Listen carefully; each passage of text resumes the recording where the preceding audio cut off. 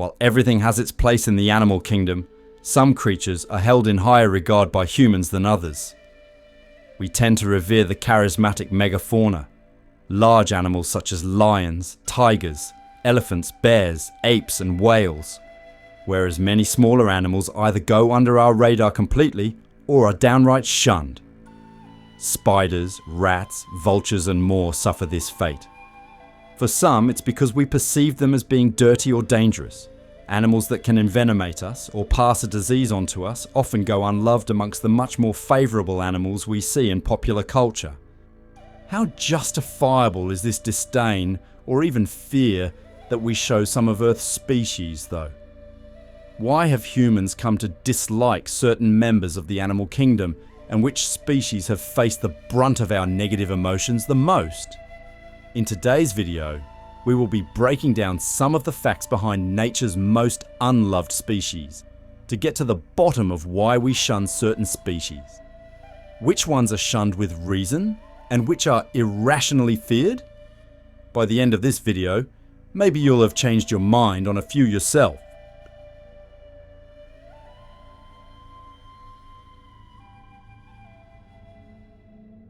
Despite being cute, popular household pets, rats are perhaps the most disliked mammal on the planet, on a global scale.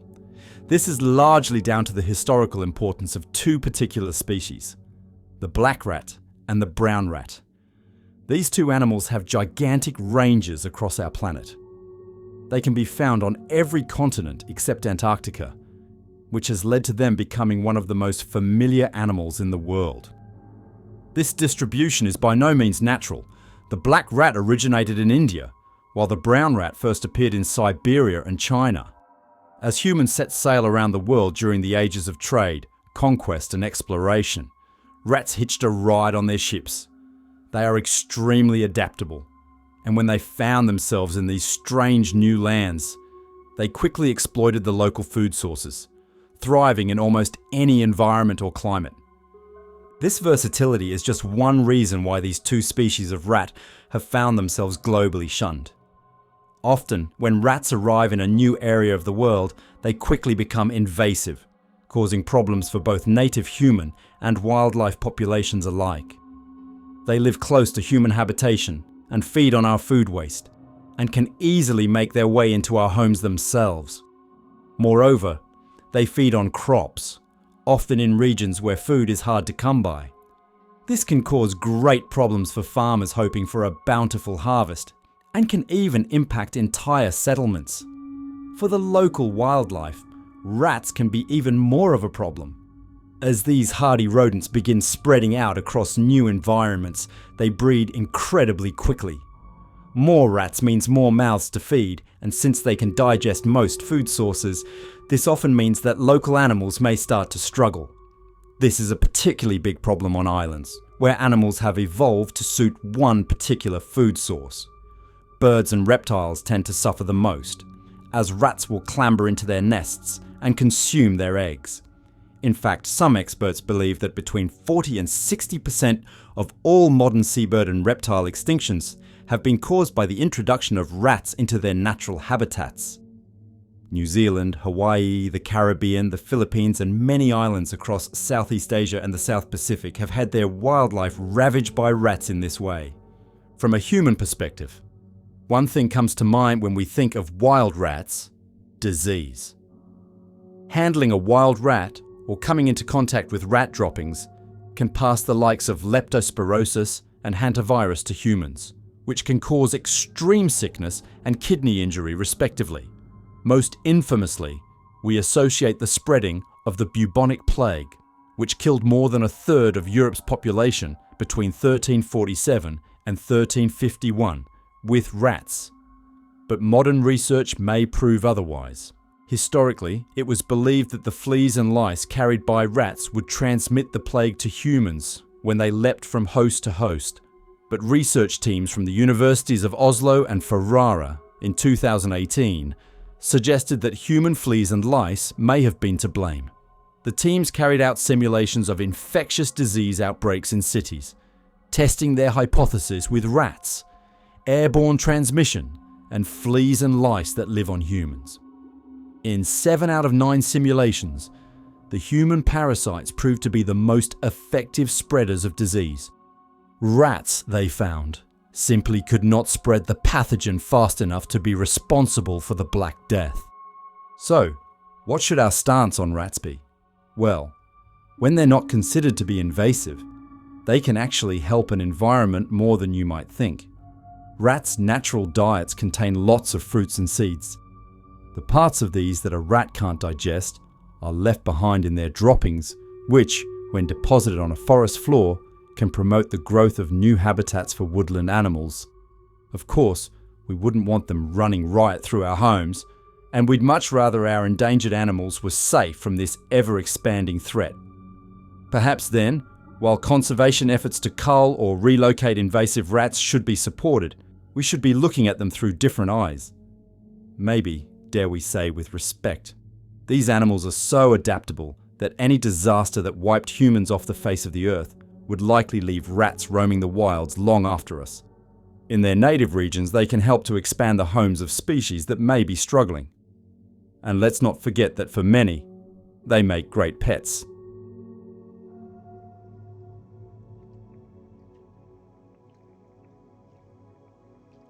Spiders are some of the most numerous and widespread animals in the world. As of the time this video was made, over 53,000 species of these 8-legged, divisive invertebrates have been described by science. They are common in our gardens, forests, grasslands, deserts, and even our rivers, where they hunt all manner of small insect and provide food for many larger animals. As much as these arachnids may cause a stir in human populations, there's no doubt on how amazing they actually are. Spider silk is stronger than steel of the same thickness. Some species can regrow any lost legs, and some can even see ultraviolet light, which can help them hunt in low light conditions. They range in size from the minuscule Patumar palesi, only 0.5 millimeter in length when fully grown, to the massive Goliath bird eater, larger than a human hand. In between, we have tarantulas, orb weavers, jumping spiders, trapdoor spiders, and more. About 3 to 15% of the entire world's population is scared of spiders. Many of us, in fact, are born with a predetermined fear of these carnivorous arachnids. Some species, after all, are dangerous, but severe arachnophobia in itself is something that humans need to pick up at some point throughout their lives. For some, seeing a spider is enough to invoke a panic attack. But interestingly, arachnophobia seems to be more predominant in European and North American societies, the parts of the world with relatively few species of spider whose bites can be lethal to humans. There is, then, evidence to suggest that a severe fear of spiders may be a culturally inherited phenomenon rather than an evolutionary response. To this day, scientists have not been able to determine a definitive evolutionary reason as to why humans should naturally be afraid of these arachnids. There are very few dangerous spider species known from the Pleistocene epoch, when humans were evolving. It may be the spindly, hairy appearance of these animals, or their tendency to move fast when provoked, that sparks an irrational fear, rather than a justified, helpful one.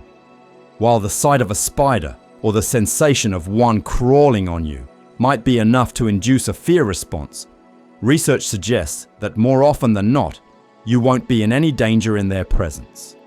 Of the 53,000 species of spider known to science, only about 25 of them carry venom that is capable of causing illness in humans. These are referred to as medically significant spiders. And while almost all spiders are venomous to some extent, these other very, very few of them are harmful to us. Some examples of these dangerous arachnids include the Sydney funnel-web spider, the Brazilian wandering spider, the redback spider, the brown recluse, and the Chilean recluse. Your average garden or house spiders, as much as they may freak you out, are harmless. While a mild fear of spiders is useful to help us avoid the few species that may cause us serious harm, arachnophobia is just that, a phobia, an irrational fear. Spiders look like fearsome predators because they are fearsome predators. If you're a fly, a beetle, an ant, or a moth, that is, humans are very much not on the menu, and almost all of the species you encounter will be unable to even leave a mark on you. If you find a spider in your house, it will usually be seeking shelter or hunting small insects that live inside. If you're uncomfortable with sharing your home with the arachnid, the best thing to do is to place it under a glass and take it outside, where it can build a new web away from you.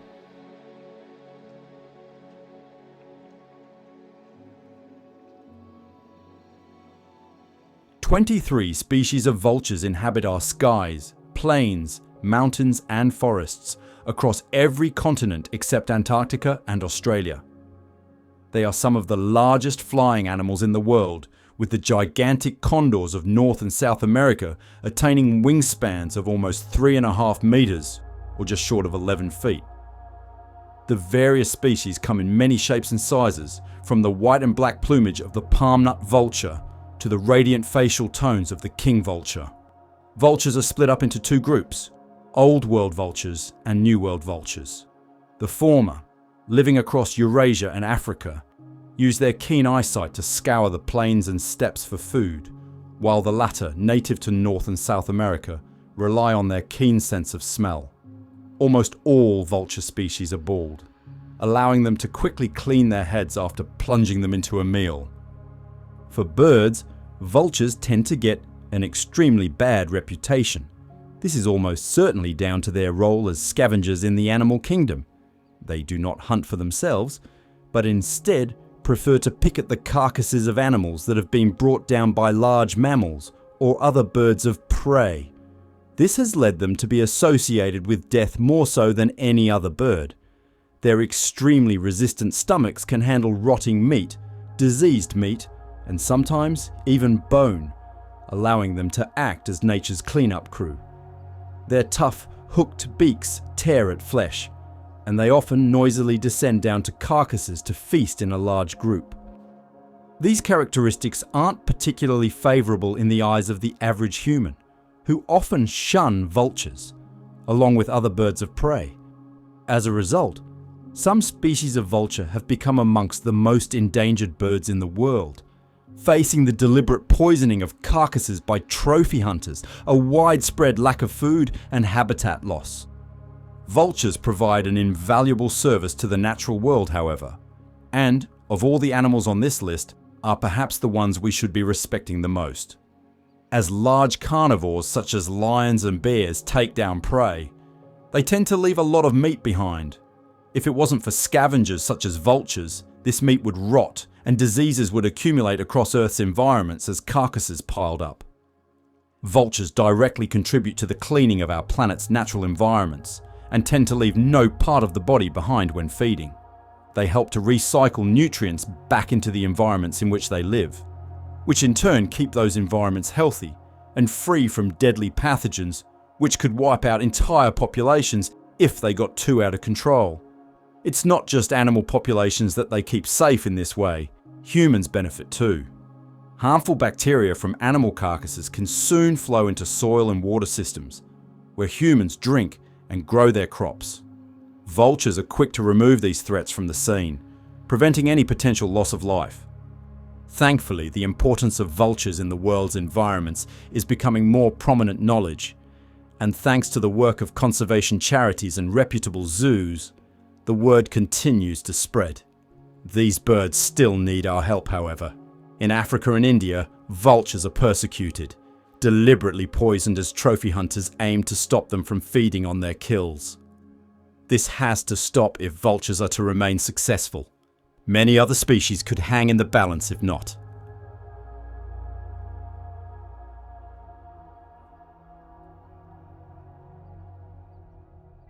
Hyenas.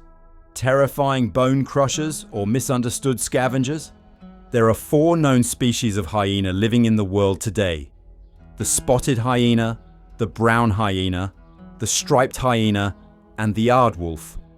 Of these, the spotted hyena is the largest and most often recognized by humans due to its frequent depiction in popular culture, superficially resembling a large dog with a coat of dark brown spots and a fluffy mane. These unique carnivores are powerful. they are some of the only animals that can go head-to-head with a lion and come out alive. Working in packs, they overpower and often bully carnivores away from their kills, and just like vultures, they are scavengers. Hyenas, however, will also hunt for themselves, isolating the weakest member of a herd of herbivores and closing in with frightening aggression. Despite their frequent appearance in popular culture, the media has done little to help hyenas, and they almost universally receive bad press. They are often perceived as sinister, cunning animals in native African mythologies, who see them as vile grave robbers, hell-bent on stealing their way to success. They are also depicted as ugly, brutish creatures, and nowhere was this better represented in Disney's 1994 classic, The Lion King, where a group of savage hyenas assist the villainous Scar in overthrowing the ruler of the pride. This, and depictions like it, have done a lot to damage the spotted hyena's reputation over the years, but unlike vultures, they have been known to attack humans, further damaging our relationship with the species. When they feel threatened, or aim to defend their territory, hyenas will boldly fight off a threat, be it a lion, another pack of hyenas, or indeed a human being. As they are extremely opportunistic and adaptable carnivores, they have also been recorded killing and eating humans when more suitable food is unavailable. While coming face to face with a hyena would certainly be frightening, there is little reason to actively dislike these animals. Just like vultures, they provide an invaluable service to the natural world. They are capable of stripping a carcass clean, leaving no waste behind. This too stops the spread of disease across the grasslands and deserts of Africa, preserving both human and animal life in the process. While they are dangerous, there are few reports of hyenas killing humans. They are no more prolific than lions and leopards, which typically aren't viewed with the same level of disdain. Moreover, hyenas are extremely intelligent animals. They recognize their friends and families, establish complex relationships with members of their own species, and engage in both calculated pack hunts and social play.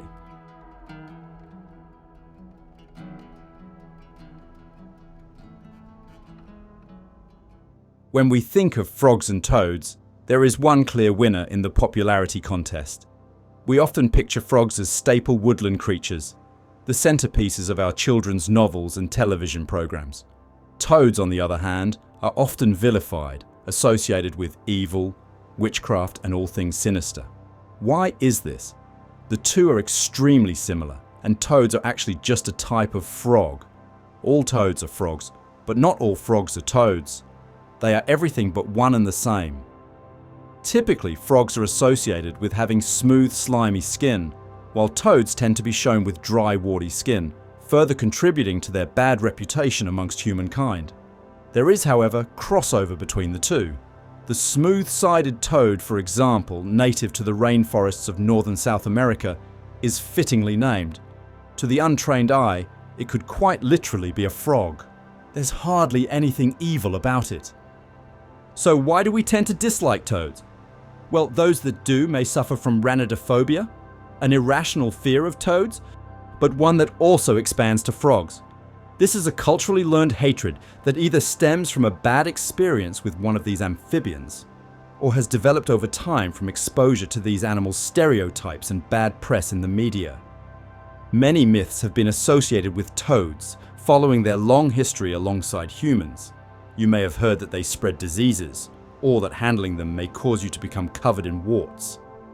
While it is true that some species of toad can carry diseases such as salmonella, they are no more prolific hosts of it than frogs are. Moreover, you could spend all day, every day handling toads, and you would never ever develop warts as a result. This is simply a myth. Hatred for toads and frogs can be found as far back as biblical times. Exodus 8:1-15 in the Bible tells of plagues of amphibians ravaging the Egyptian people, sent forth by God to punish them. This may have led future Christian cultures to view frogs and toads as unclean, but starting from medieval times, there seems to be a shift towards a disdain specifically for toads. Toads became connected with witchcraft, and perceived witches were said to turn themselves into toads at will.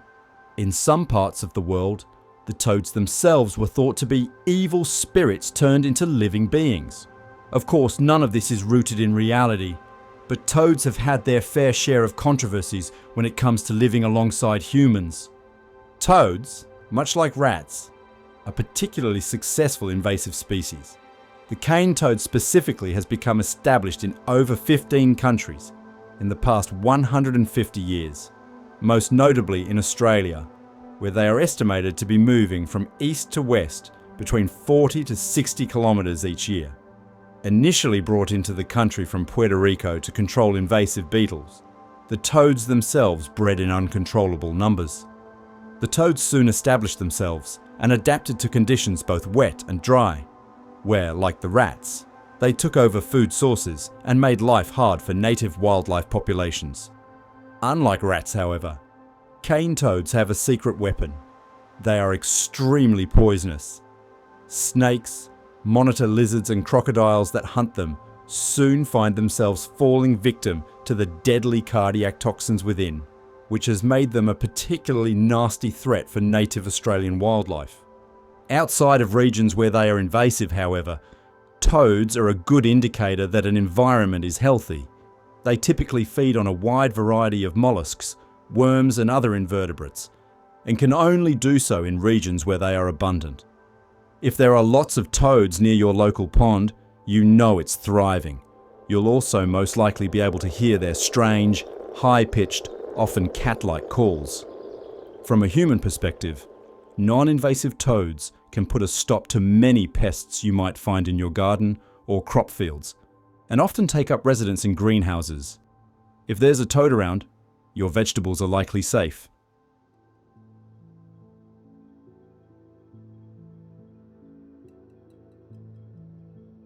You can stand in the center of almost any city or even town on planet Earth and see a feral pigeon.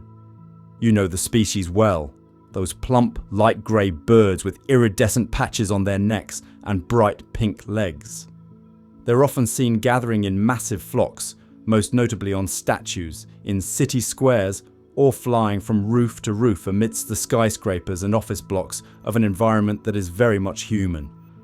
Pigeons face an incredible amount of persecution. If you're from Europe or North America, you might have heard them referred to as rats with wings. They're not the most attractive birds.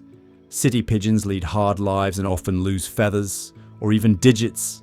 But they are all members of a lineage of birds that were once beloved by humankind. All feral pigeons are descended from domesticated rock doves. These pigeons were used historically for racing, as pets, and could even be used to convey messages across great distances. Due to their excellent homing capabilities, a pigeon could be sent with a valuable piece of information attached to its leg and cross borders, oceans, and even war zones. After delivering the message, it could then fly back, remembering the exact route it needed to take to get home safely. This way, pigeons saved lives in World War I, and some were even issued medals for their service. However, throughout the mid-20th century, things began to change. As it became less and less necessary to utilize homing pigeons with the advent of electronic messaging, many pigeons took to the streets of our cities, which perfectly mimicked the cliffside environments their rock dove ancestors were used to. In the 60s, New York City's Parks Commissioner Thomas Hoving actually created the rats with wings nickname for them, associating them with disease and the desecration of our landmarks and buildings. What we see in our cities today are the remnants of a once-loved domesticated bird, attempting to scrape out a living on the scraps humans leave behind. People's hatred of pigeons grew over the years, to the point where calls were made to eradicate them from our towns and cities entirely. It did not work, plainly, and we still share our spaces with these birds today. Contrary to Hoving's claims, pigeons are naturally very clean animals. They spend a great deal of time preening and bathing, and are not prone to spreading diseases. If they were, many of us would be constantly unwell, given our close proximity to these birds. In reality, pigeons are highly social, even intelligent animals that make excellent pets. They lived side by side with humans for thousands of years, and it is only very recently have we started to view them as scruffy, dirty, and disease-ridden. They really are just like any other bird, but we tend to view them as a pest. The next time you're walking through your local town or city centre, take a moment to think about the pigeons around you and what their ancestors might have done for us.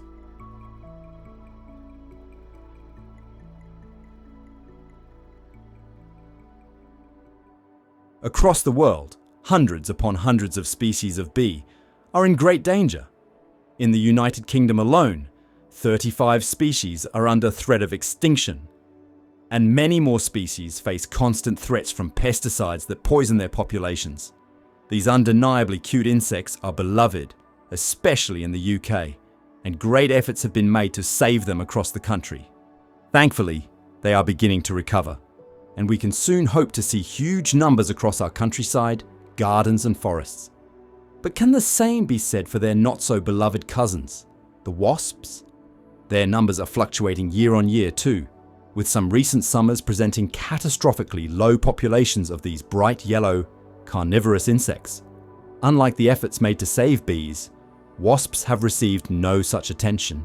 The British public tends to hate few animals as much as wasps, and there is no public drive to help protect them, even when they may soon be facing similar problems to bees. Why is this? Well, first and foremost, wasps receive bad press in the UK for their persistent nature. They are attracted by human food and can often relentlessly mob humans at summer barbecues, picnics, or really any attempt to enjoy the warm weather. Most wasps globally do not sting, and while the German wasp, the most common UK species, does, it does not sting often. In fact, wasps only tend to sting when they think you are a threat. If you panic or begin to swipe or hit at the wasp, it will be more encouraged to sting you. Remaining still and calm is the best thing you can do in the face of a perceived wasp attack. If a wasp does sting, it may be temporarily painful, but it is by no means fatal to humans unless an allergy is present. Research suggests that wasps are in decline because of human activity. The same pesticides and chemicals that target bees also take a great toll on their wasp cousins, which can kill these insects off en masse when they emerge in the spring and summer. Climate change may also be affecting them too. Cooler, wetter springs have led to a reduction in wasp numbers the following summer. And, if these insects were to disappear, it would lead to a multitude of problems. Wasps are great natural pest controllers and feed on a variety of different insects that humans would not want sharing their house with them. Some are extremely effective pollinators and can promote the growth of new flowering plants if they emerge in strong numbers when the weather turns warm. Others, such as the yellow jacket wasps, are decomposers, the vultures and hyenas of the insect world that keep the environment clean from waste. That includes human food waste, which is why these insects are so obsessed with our barbecues and picnics. The disdain we have for wasps, especially in the United Kingdom, is another case of cultural hatred. We are hardwired to dislike these insects because of the way the people around us react to them. If we can break that cycle and show wasps a little respect for once, we may find that our attitudes change in time. After all, wasps are only going to sting you if you make them feel threatened.